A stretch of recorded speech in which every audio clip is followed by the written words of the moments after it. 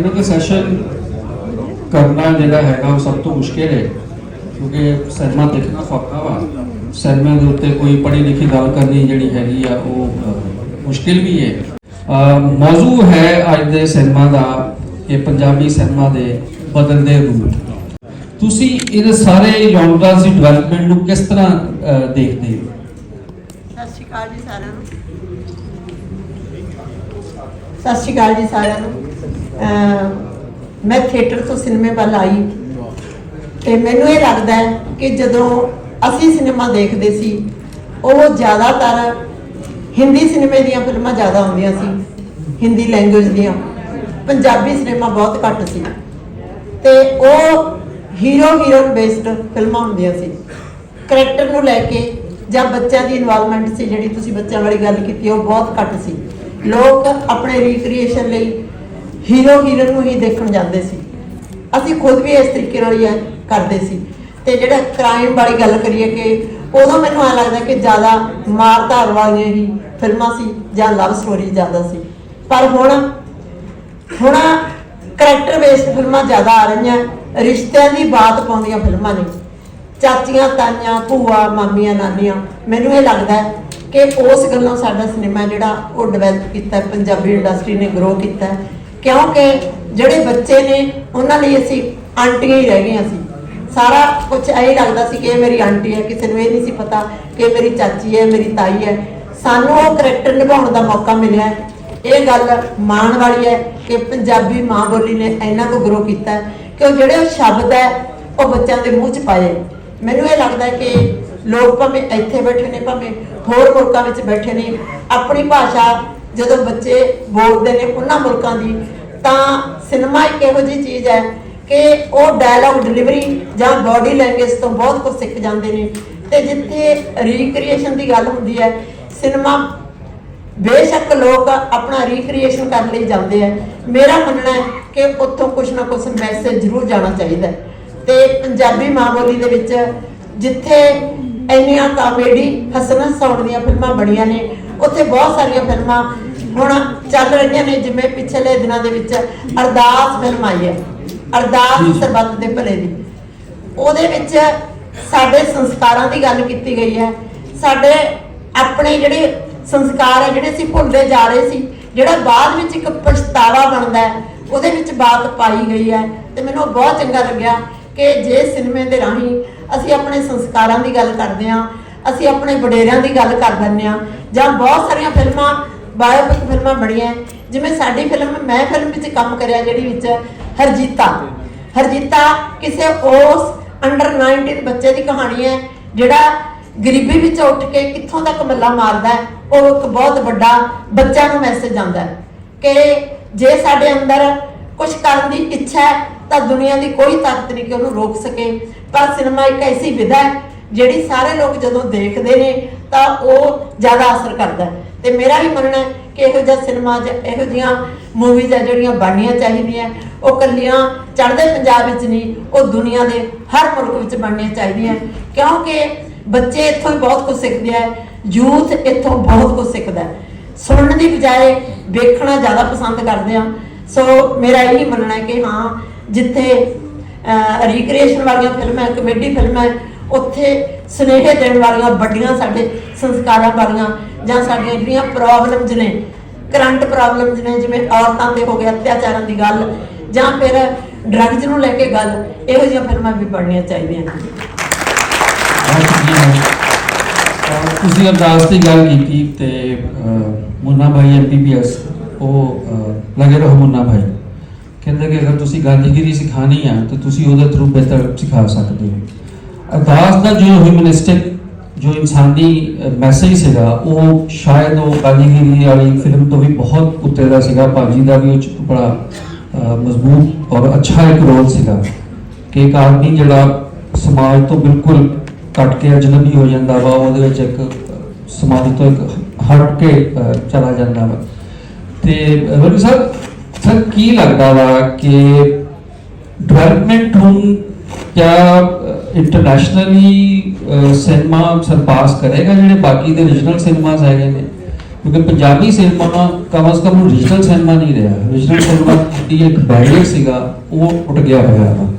ਔਰ ਜਿਹੜਾ ਪਾਕਿਸਤਾਨੀ ਔਰ Indian diaspora Punjabi Canada, Australia, America ਜਗ੍ਹਾ ਜਗ੍ਹਾ ਦੇ ਉੱਤੇ ਉਹ ਸਾਰੀ ਇਹਦੀ ਮਾਰਕੀਟ ਤੇ ਉਹ ਸਾਰੀ ਇਹਦੀ ਆਡੀਅנס ਤੁਸੀਂ ਕਿਸ ਤਰ੍ਹਾਂ ਦੇਖਦੇ ਹੋ ਨਵੇਂ ਜਿਹੜੇ ਉਭਾਰ ਹੈਗੇ ਆ? ਮੈਨੂੰ ਇੱਕ ਜਿੱਥੋਂ ਤੱਕ ਸਿਨੇਮੇ ਬਾਰੇ ਮੈਂ ਸਮਝ ਰੱਖਦਾ, ਮੈਨੂੰ ਲੱਗਦਾ ਸਿਨੇਮੇ ਨੂੰ ਸਾਨੂੰ ਸਿਰਫ ਤੇ ਸਿਰਫ ਐਂਟਰਟੇਨਮੈਂਟ ਦਾ ਸਾਧਨ ਨਹੀਂ ਸਮਝਣਾ ਚਾਹੀਦਾ।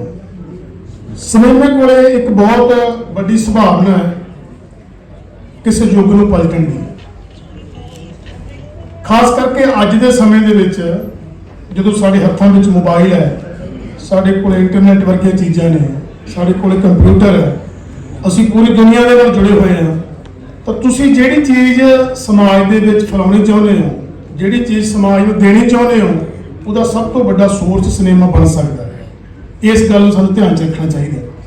ਦੂਜੀ ਜਿਹੜੀ ਤੁਸੀਂ ਗੱਲ ਕਹੀ ਕਿ ਠੀਕ ਹੈ ਹੁਣ ਇਹ ਖੇਤਰੀ ਭਾਸ਼ਾ ਦਾ ਸਿਨੇਮਾ ਨਹੀਂ ਰਿਹਾ, ਵੱਡਾ ਸਿਨੇਮਾ ਹੋ ਗਿਆ, ਪਰ ਮੈਂ ਜਿਹੜੇ ਤੁਹਾਡੇ ਫਿਕਰ ਨੇ ਨੈਟਫਲਿਕਸ ਵਰਗੇ ਫਿਕਰ ਨੇ, ਜਿਹੜੇ ਤੁਹਾਡੇ ਦੂਜੇ ਫਿਕਰ ਨੇ, ਪਰ ਮੈਨੂੰ ਲੱਗਦਾ ਕਿ ਸਾਡੇ ਪੰਜਾਬੀ ਸਿਨੇਮੇ ਨੇ ਉਹਨੂੰ ਚੁਣੌਤੀ ਵਜੋਂ ਲਿਆ, ਕਿਉਂਕਿ ਬਹੁਤ ਸਾਰੀਆਂ ਇਹੋ ਜਿਹੀਆਂ ਚੀਜ਼ਾਂ ਉਸ ਸਮੇਂ ਦੀ ਲੋੜ 'ਚ ਉੱਭਰੀਆਂ ਨੇ ਜਿਹੜੀਆਂ ਦਾ ਮੁਕਾਬਲਾ ਅਸੀਂ ਵਰਲਡ ਲੈਵਲ ਤੇ ਕਰ ਰਹੇ ਹਾਂ। ਜਿਵੇਂ ਸੁਹੇਲ ਸਾਹਿਬ ਇੱਥੇ ਬੋਲ ਰਹੇ ਸੀ ਸਵੇਰੇ ਕਿ ਸਾਡਾ ਮੁਕਾਬਲਾ ਕਿਸੇ ਭਾਸ਼ਾ ਦੇ ਸਿਨੇਮੇ ਨਾਲ ਨਹੀਂ ਹੈ, ਸਾਡਾ ਸਿਨੇਮਾ ਹਾਲੀਵੁੱਡ, ਸਾਡਾ ਜਿਹੜਾ ਮੁਕਾਬਲਾ ਹਾਲੀਵੁੱਡ ਦੇ ਨਾਲ ਹੈ। ਸੋ ਮੈਂ ਸਮਝਦਾ ਉਸ ਮੁਕਾਬਲੇ 'ਚ ਟੈਕਨੀਕਲੀ ਚਾਹੇ ਕੁਝ ਵੀ ਹੋ ਸਕਦਾ, ਉੱਪਰ ਥੱਲੇ ਹੋ ਸਕਦੀ ਹੈ ਗੱਲ, ਪਰ ਜਿਵੇਂ ਜਿਵੇਂ ਸਿਨੇਮਾ ਬਹੁਤ ਆਪ 'ਚ ਬਣਨ ਲੱਗਿਆ ਉਵੇਂ ਉਵੇਂ ਸਾਨੂੰ ਲੋੜ ਪਈ ਕਿ ਸਾਡਾ ਸਿਨੇਮਾ ਜਿਹੜਾ ਵਰਸਟਾਈਲ ਹੋਵੇ, ਕਿਉਂਕਿ ਜਿਵੇਂ ਆਪਾਂ ਜੇ ਸੁਭਾਅ ਦੇ ਅਸੀਂ ਮਾਲਕ ਹਾਂ, ਪੰਜਾਬੀ ਲੋਕ ਹਾਂ, ਅਸੀਂ ਰੋਜ਼ ਇੱਕ ਦਾਲ ਨਹੀਂ ਖਾ ਸਕਦੇ, ਇੱਕ ਸਬਜ਼ੀ ਨਹੀਂ ਖਾ ਸਕਦੇ, ਸਾਡੇ ਕੋਲ ਟੇਸਟ ਹੋ ਜਾ ਹੋਣਾ ਚਾਹੀਦਾ ਸੀਗਾ। ਸੋ ਇਸ ਕਰਕੇ ਜਿਵੇਂ ਜਿਵੇਂ ਸਮਾਜ ਡਿਵੈਲਪ ਹੋਇਆ, ਸਾਡੇ ਕੋਲੇ ਵੱਖਰੀ ਵੱਖਰੀ ਸਕਰੀਨਾਂ ਆਈਆਂ, ਸਾਡੇ ਕੋਲ ਇੱਕ ਮਾਲ ਦੇ ਵਿੱਚ 5-5-6 ਸਕਰੀਨਾਂ ਆ ਗਈਆਂ, ਤਾਂ ਅਸੀਂ ਚੂਜ਼ੀ ਹੋ ਗਏ ਉੱਥੇ। ਸਾਡੇ ਕੋਲ ਸਿੰਗਲ ਸਕਰੀਨ ਦੇ ਵਿੱਚ ਸਾਡੇ ਕੋਲ ਇੱਕ ਮਸਲਾ ਸੀਗਾ ਕਿ ਤੁਸੀਂ ਇੱਕ ਫਿਲਮ ਲੱਗੀ, ਉਹਦੇ 4 ਸ਼ੋ 3 ਸ਼ੋ ਲੱਗ ਰਹੇ ਨੇ, ਤੁਹਾਨੂੰ ਉਹ ਦੇਖਣਾ ਪੈ ਰਿਹਾ। ਕੋਈ ਬੰਦਾ ਉਹਦੇ ਐਕਸ਼ਨ ਫਿਲਮ ਦੇਖਣੀ ਚਾਹੁੰਦਾ, ਕੋਈ ਰੋਮਾਂਟਿਕ ਫਿਲਮ ਦੇਖਣੀ ਚਾਹੁੰਦਾ, ਕੋਈ ਫੈਮਿਲੀ ਫਿਲਮ ਦੇਖਣੀ ਚਾਹੁੰਦਾ। ਸੋ ਇਸ ਕਰਕੇ ਕੋਈ ਕਮੇਡੀ ਫਿਲਮ ਦੇਖਣੀ ਚਾਹੁੰਦਾ, ਤੁਹਾਡੇ ਕੋਲ ਤੁਸੀਂ ਚੂਜ਼ੀ ਹੋ ਗਏ ਹੋ, ਤੁਸੀਂ ਕੀ ਕਰ ਸਕਦੇ ਹੋ। ਇਸ ਕਰਕੇ ਸਾਡੇ ਸਿਨੇਮੇ ਨੇ ਉਸ ਚੁਣੌਤੀ ਨੂੰ ਕਬੂਲਿਆ। ਦੂਜੀ ਗੱਲ, ਮੈਂ ਜਿਸ ਧਰਤੀ ਤੇ ਮੈਂ ਬੈਠਾ, ਇਹ ਲਾਹੌਰ ਦੀ ਉਹ ਪਵਿੱਤਰ ਧਰਤੀ ਹੈ ਜਿੱਥੋਂ ਸਾਡਾ ਸਿਨੇਮਾ ਸ਼ੁਰੂ ਹੋਇਆ। ਪੰਜਾਬੀ ਸਿਨੇਮਾ ਸਾਡੇ ਲਈ ਮਾਣ ਦੀ ਗੱਲ ਹੈ। ਮੈਂ ਬੜਾ ਪ੍ਰਾਊਡ ਫੀਲ ਕਰਦਾ ਕਿ ਮੈਂ ਉਸ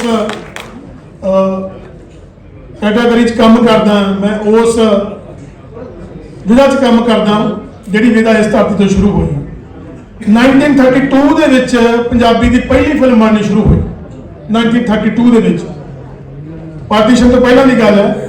ਤਾਂ 1935 ਦੇ ਵਿੱਚ ਪਹਿਲੀ ਫਿਲਮ ਬਣ ਕੇ ਲਾਹੌਰ 'ਚ ਰਿਲੀਜ਼ ਹੋਈ। ਉਹ ਫਿਲਮ ਸਾਡੀ ਪੰਜਾਬੀ ਦੀ ਪਹਿਲੀ ਫਿਲਮ ਸੀਗੀ। ਉਹ ਦਿਨ ਸੀਗਾ 29 ਮਾਰਚ ਦਾ ਦਿਨ ਸੀਗਾ ਜਿੱਦਣ ਫਿਲਮ ਰਿਲੀਜ਼ ਹੋਈ।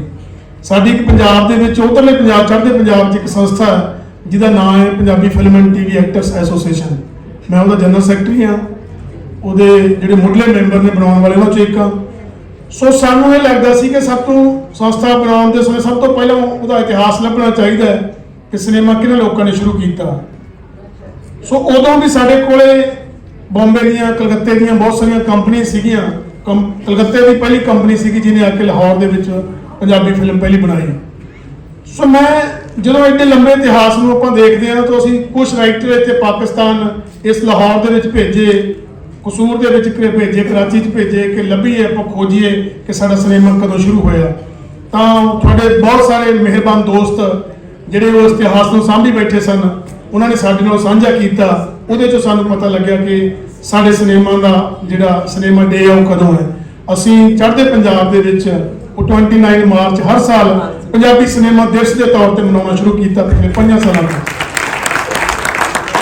ਉਹਦਾ ਨਤੀਜਾ ਮੈਂ ਇਹ ਦੱਸਣਾ ਚਾਹੁੰਦਾ ਕਿ ਇਹ ਹੋਇਆ ਕਿ ਅਸੀਂ 5 ਸਾਲਾਂ ਤੋਂ ਮਨਾ ਰਹੇ। ਇਸ ਵਕਤ ਜਦੋਂ ਨਵਾਂ ਸਾਲ ਚੜੂਗਾ ਤਾਂ ਮਾਰਚ 29 ਨੂੰ ਅਸੀਂ 6ਵਾਂ ਮਨਾਵਾਂਗੇ।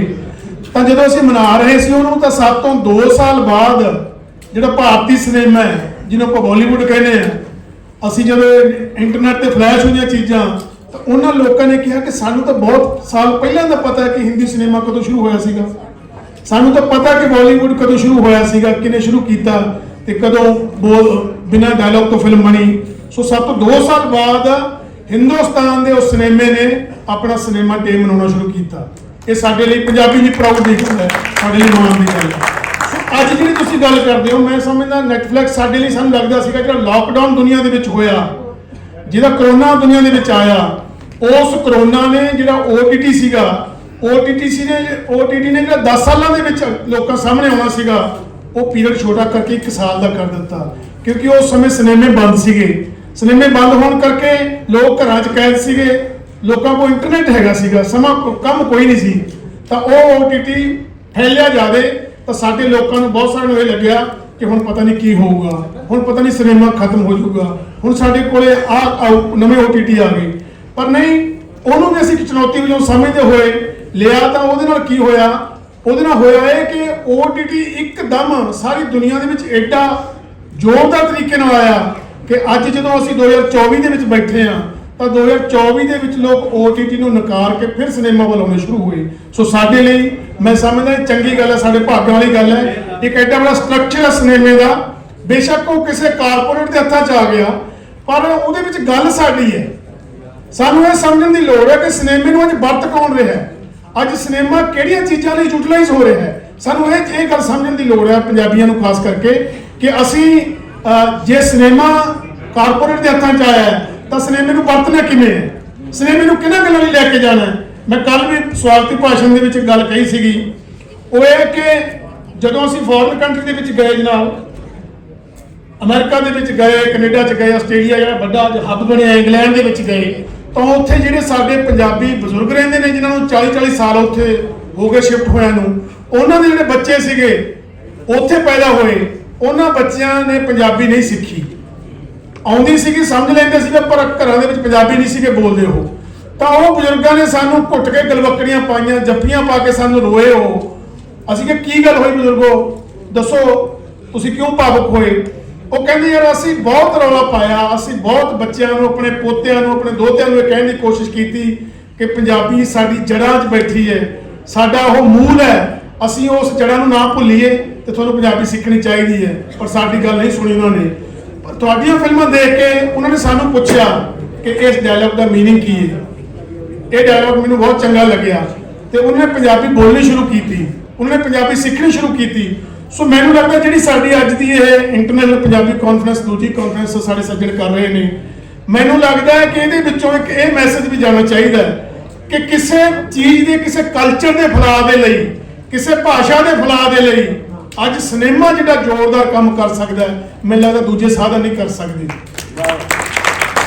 ਬਸ ਮੈਂ ਇੱਕ ਗੱਲ ਕਹਿ ਕੇ ਆਪਣੀ ਗੱਲ ਖਤਮ ਕਰਨ ਲੱਗਿਆ। ਉਹ ਗੱਲ ਇਹ ਹੈ, ਤੁਸੀਂ ਜਿੰਨੇ ਸਾਡੇ ਮਿਹਰਬਾਨ ਸੱਜਣ ਇੱਥੇ ਬੈਠੇ ਹੋ, ਤੁਸੀਂ ਆਪੋ ਆਪਣੇ ਵਿਸ਼ਿਆਂ ਦੇ ਬਹੁਤ ਮਾਹਰ ਲੋਕ ਹੋ। ਅਸੀਂ ਕੱਲ ਤੋਂ ਜਿਹੜੇ ਪੈਨਲਿਸਟ ਸੁਣੇ, ਹੁਣ ਸਾਡੇ ਸਾਹਮਣੇ ਕੋਈ ਸੱਜਣ ਬੈਠੇ ਨੇ, ਬਹੁਤ ਤੁਸੀਂ ਆਲਾ ਦਰਜੇ ਦੇ ਲੋਕ ਹੋ।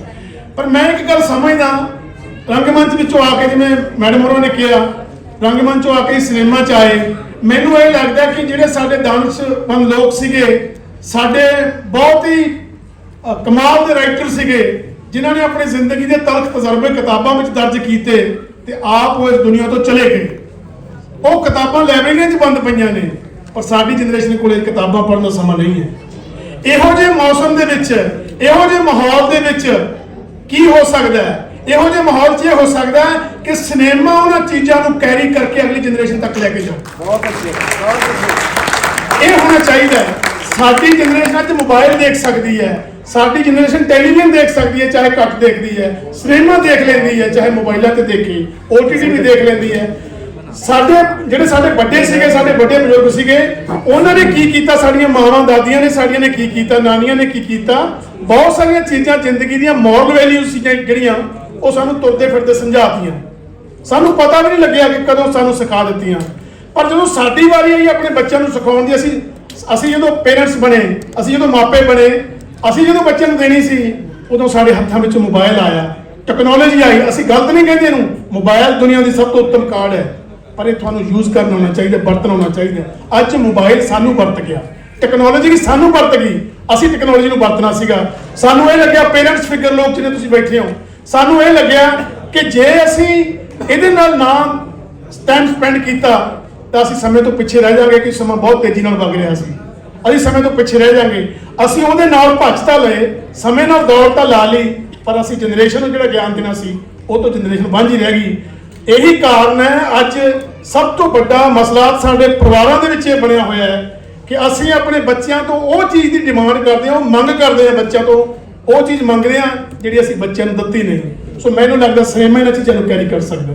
ਮਿਹਰਬਾਨੀ।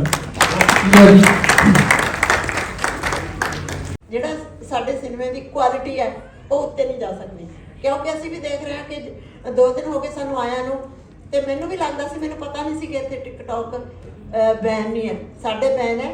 ਤੇ ਉਹ ਸਾਨੂੰ ਇਹ ਲੱਗਦਾ ਸੀ ਕਿ ਹਰ ਬੱਚਾ ਆ ਕੇ ਸਾਨੂੰ ਪਹਿਲਾਂ ਇਹ ਕਹਿੰਦਾ ਕਿ ਤਸਵੀਰ ਬਣਾਉਣੀ ਹੈ, ਉਸ ਤੋਂ ਬਾਅਦ ਉਹ ਲਗਾਤਾਰ ਇੱਕ ਬਣਾ ਕੇ ਵੀਡੀਓ ਤੇ ਨਾਲ ਦੀ ਨਾਲ ਚੱਲ ਰਿਹਾ ਹੈ। ਤੇ ਕਈ ਵਾਰੀ ਅਸੀਂ ਉਹਨੂੰ ਹਾਸੇ ਮਜ਼ਾਕ 'ਚ ਬਹੁਤ ਉਲਟ ਪਾਸੇ ਨੂੰ ਲੈ ਜਾਂਦੇ ਹਾਂ। ਦੇਖੋ ਇਹ ਮਾੜੀ ਨਹੀਂ ਹੈ ਜੇ ਅਸੀਂ ਉਹਨੂੰ ਪੋਜ਼ਿਟਿਵਲੀ ਅਸੀਂ ਕੋਈ ਚੀਜ਼ ਬਣਾਉਂਦੇ ਹਾਂ, ਅਸੀਂ ਉਸ ਰੂਪ ਦੇ ਵਿੱਚ ਫੇਸਬੁੱਕ ਤੇ ਵੀਡੀਓ ਪਾ ਦਿੰਦੇ ਹਾਂ।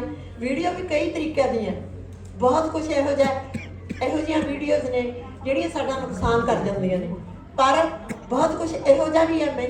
ਮੈਂ ਅੱਜ ਇਹੀ ਕਹਿਣਾ ਚਾਹੁੰਦੀ ਹਾਂ ਕਿ ਯੂਥ ਦੇ ਹੱਥਾਂ ਵਿੱਚ ਜੇ ਮੋਬਾਈਲ ਹੈ, ਜੇ ਉਹ ਉਸ ਤਰੀਕੇ ਨਾਲ ਟਿਕਟੌਕ ਬਣਾਉਂਦੇ ਨੇ ਤਾਂ ਉਹਨਾਂ ਨੂੰ ਇਹ ਲੱਗੇ ਕਿ ਅਸੀਂ ਉਹਨੂੰ ਇੱਥੋਂ ਤੱਕ ਲਿਜਾ ਸਕਦੇ ਹਾਂ, ਸਿਨੇਮੇ ਤੱਕ।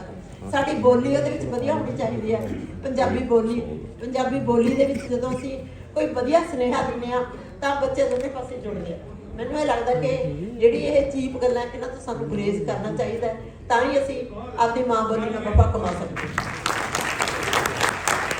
ਅੱਛਾ ਧੋਨੀ ਸਾਹਿਬ, ਤੁਸੀਂ ਸਿਨੇਮਾ ਦਾ ਅਗਰ ਨਵਾਂ ਇੱਕ ਅੰਗ ਦੇਖਿਆ ਹੋਵੇ